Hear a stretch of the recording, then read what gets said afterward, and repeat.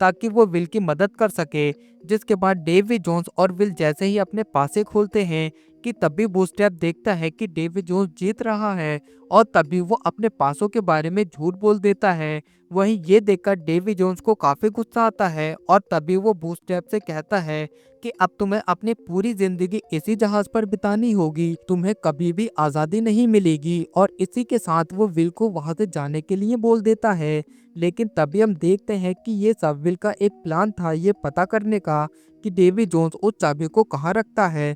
वहीं अगले सीन में हम देखते हैं कि जैक अपने साथियों के साथ टोटुगा पहुंच गया था, जहां वो लोगों से झूठ बोलकर अपने साथ आने के लिए कहता है ताकि वो बाद में उन सभी को डेवी जोन्स के हवाले कर सके।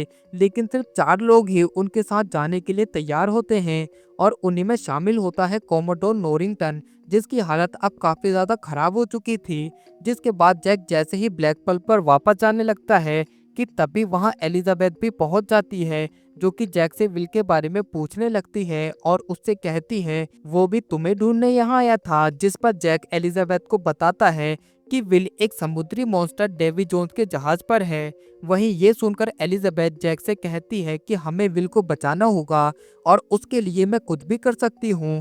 वहीं ये सुनकर जैक का दिमाग चलता है और तभी वो एलिजाबेथ से कहता है कि अगर तुम्हें विल को बचाना है तो तुम्हें वो संदूक ढूंढना होगा जिसके अंदर डेवी जोन्स का दिल है, क्योंकि जिसके पास भी वो संदूक होगा डेवी जोन्स उसकी सभी बातों को मानेगा।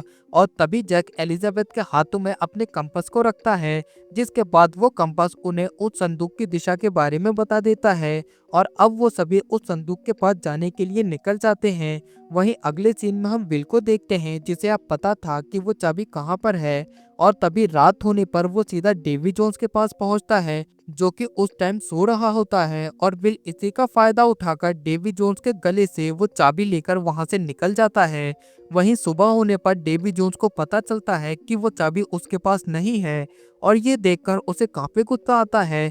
जिसके बाद हम विल को देखते हैं, जो कि अब दूसरे जहाज पर पहुंच चुका था और ये वही जहाज है जिसमें बैठकर एलिजाबेथ टोटुगा गई थी।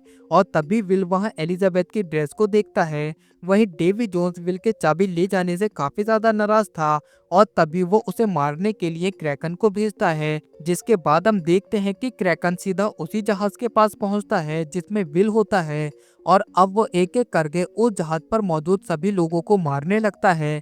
वहीं क्रैकन को देख उस जहाज पर मौजूद लोग काफी ज्यादा डर जाते हैं और किसी तरह उससे अपनी जान बचाने की कोशिश करते हैं। लेकिन तभी क्रैकन उस पूरे जहाज को पानी में डुबो देता है।